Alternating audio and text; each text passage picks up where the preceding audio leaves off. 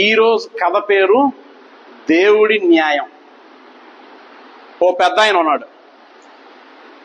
తన ఊరు నుంచి వేరే ఊరు వెళ్తున్న మార్గంలో చాలా ఆకలేస్తుంది. చాలా దూరం ఆ ఊరు. తన ఊరికి వెళ్ళాలంటే ఇంకా చాలా టైం పడుతుంది. ఆకలితో కళ్ళు గట్ర తిరిగేస్తున్నాయి. అప్పుడు ఇద్దరు స్నేహితులు ఓ చెట్టు కింద కూర్చొని అప్పుడే వాళ్ళు తెచ్చుకున్నటువంటి లంచ్ బాక్సెస్ ఓపెన్ చేస్తున్నారు.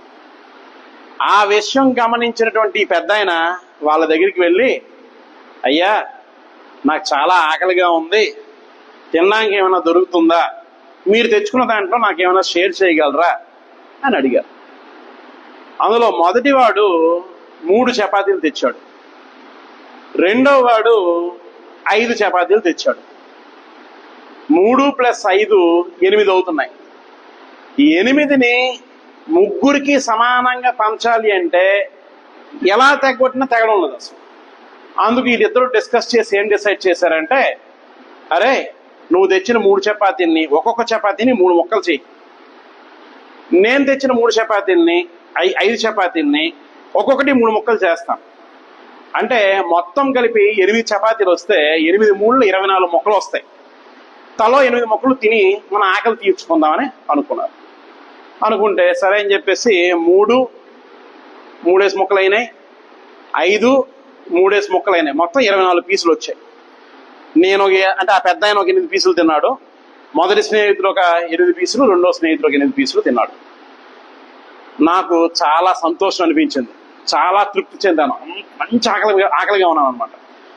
చాలా తృప్తి అనిపించి నా దగ్గర ఒక 8 బంగారు నాణాలు ఉంటే ఆ ఇద్దరు స్నేహితుల్ని పిలిచి, ఇదిగోండి అయ్యా 8 నాణాలు ఉంచుకోండి అని ఆ 8 నాణాలు ఇచ్చేసి ఆ పెద్ద ఆయన అక్కడి నుంచి వెళ్ళిపోయాడు. ఇప్పుడు అసలు సమస్య మొదలైంది. వీరిద్దరు ఏమంటారు? ఆ 5 చపాతీలు ఇచ్చిన ఆయన ఏమంటాడు, నేను 5 చపాతీలు ఇచ్చాను కాబట్టి నేను 5 బంగారు నాణాలు తీసుకొని, నువ్వు 3 చపాతీలు ఇచ్చావు కాబట్టి నువ్వు 3 నాణాలు తీసుకొని ఆ 5 చపాతీలు తెచ్చిన అతను అంటాడు. ఈయనేమంటాడు, ఆ పెద్ద ఆయన ఇచ్చిన 8 నాణాలు కదా, నేను సగం 4 నాణాలు, నువ్వు సగం 4 నాణాలు, అంటే నువ్వు 4 నేను 4 తీసుకుంటే సరిపోద్దా, చెరు సగం పంచుకున్నట్టుగా ఉంటది కదా అని ఈయన అంటాడు. సరే మీరు చెప్పండి, ఆయన చెప్పినట్టుగా 5 3 తీసుకోవడం కరెక్టా, ఈయన చెప్పినట్టుగా 4 తీసుకోవడం కరెక్టా? రెండు కరెక్టే. ఏది కరెక్టో మనం చెప్పలేకపోతున్నాం. మీరు చెప్పలేకపోతున్నారు, నేను చెప్పలేకపోతున్నాను. అయితే ఈ గొడవ చిరికి వాన అయింది, గాలి వాన అయింది, పెద్దదయ్యి వదన మహారాజు గారి దగ్గర తెచ్చుకుందాం అన్నారు. ఇద్దరు కలిసి మహారాజు గారి దగ్గరికి వచ్చారు, సమస్య అంతా చెప్పారు. మహారాజు కూడా 5 3 4 4 ఈ డైలమాలో ఉండిపోయి ఆలోచించి పొరకు తట్టడంలో పని చేయండి, ఆ 8 నాణాలు ఈ రోజుకి ఇక్కడ ఉంచండి, మీరు రేపు ఉదయం రండి, నేను తీర్పు చెప్తాను అన్నాడు. అన్న తర్వాత ఈయన ఆలోచించాడు. కొద్దిగా మేధావులు ఎవరు ఉన్నారో వాళ్ళందరితో డిస్కస్ చేశారు. కొంతమంది 4 ఇవ్వడం కరెక్ట్ అంటే, కొంతమంది 5 3 ఇవ్వడం కరెక్ట్ అంటున్నారు. ఇవన్నీ తేలక ఈయన ఏం చేశాడు, రాత్రి పడుకునే ముందు దేవుడి గదికి వెళ్ళి దేవుడికి నమస్కారం చేసి, స్వామి మానవ మాత్రమైనటువంటి మాకు ఏది సరైనదో 5 3 ఇవ్వడం కరెక్టా, 4 ఇవ్వడం కరెక్టో మాకు తెలియట్లేదు. కాబట్టి రేపు ఉదయం ఆ తీర్పు చెప్పే సమయానికల్లా నాకు కాస్త జ్ఞానోదయం కలిగించు, మంచి తీర్పు, ఎవరికి అన్యాయం చేయకుండా ఇద్దరికి న్యాయం చేసేటట్టుగా ఒక తీర్పు ఇచ్చేటట్టుగా నన్ను ఆశీర్వదించు అని చెప్పి నైట్ పడుకునే ముందు దేవుడు దండం పెట్టేసి ఈయన నిద్రకి నిష్క్రమించాడు. అక్కడి నుంచి పడుకున్నాడు. మంచి గాఢ నిద్రలో ఉంటే దేవుడి కళ్ళలో కనిపించి ఓ సొల్యూషన్ ఇచ్చాడు. సొల్యూషన్ ఇవ్వడంతో పాటు దానికి ఒక ప్రాపర్ రీజన్ కూడా చెప్పాడు ఎందుకు అన్నది. నెక్స్ట్ రోజు సభ మొదలైంది. ఆ 8 నాణాలు ఉన్నాయి కదా, ఆ 8 నాణాలు తీసుకొచ్చాడు. తీసుకొచ్చి 5 చపాతీలు తెచ్చిన వ్యక్తికి 7 నాణాలు ఇచ్చాడు. 3 చపాతీలు తెచ్చిన వ్యక్తికి 1 నాణం ఇచ్చాడు.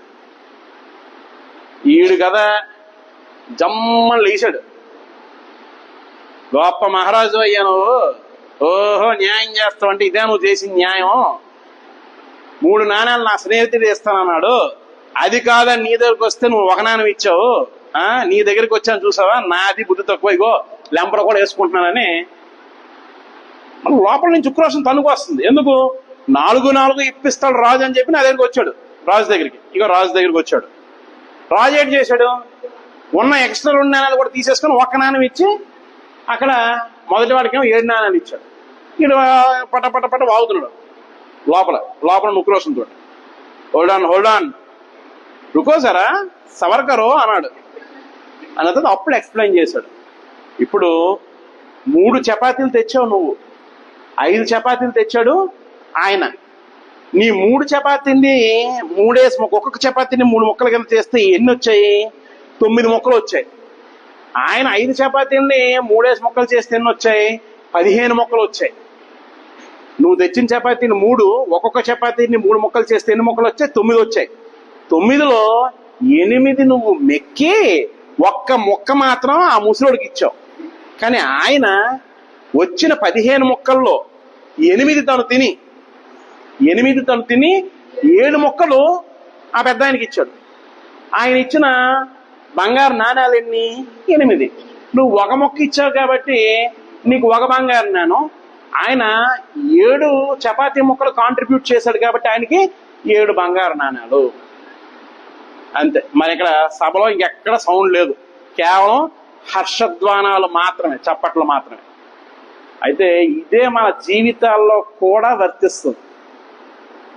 మనం ఏమనుకుంటామంటే అన్నిటికీ దేవుడు సరిగ్గా చూడట్లేదు, నేను ఎంత చేస్తున్నాను నాకు మంచి చేయట్లేదు, ఆడు చేసింది ఏ గుడ్డు లేదు, ఆడికి ఎంత మంచి చేసి ఇంత రాసులుగా సంపదలు ఇస్తున్నాడు అని అనుకుంటాం మనం. కానీ దేవుడి లెక్కలు వేరేగా ఉంటాయి. చూడండి, ఒక్కరు కూడా ఇక్కడ వాళ్ళు ఇంతమంది ఉన్నారు, దాదాపుగా ఎంతమంది ఉన్నారు? ఓ 30-40 మంది ఉన్నారు ఇక్కడ. ఇంతమంది, ఇంతమందిలో ఒక్కరు కూడా 7-1 రేషియో చెప్పలేదు. అయితే 4-4 రైట్ అన్నారు ఈయన చెప్పినట్టుగా, లేదు 5-3 రైట్ అన్నారు ఆయన చెప్పినట్టుగా. కానీ బియాండ్ దిస్ మనం ఆలోచించలేకపోయాం. కానీ దేవుడి న్యాయం ఎప్పుడూ ఇలాగే ఉంటుంది, కఠినంగా ఉంటుంది, కరెక్ట్గా ఉంటుంది. ఓకేనా? Thank you.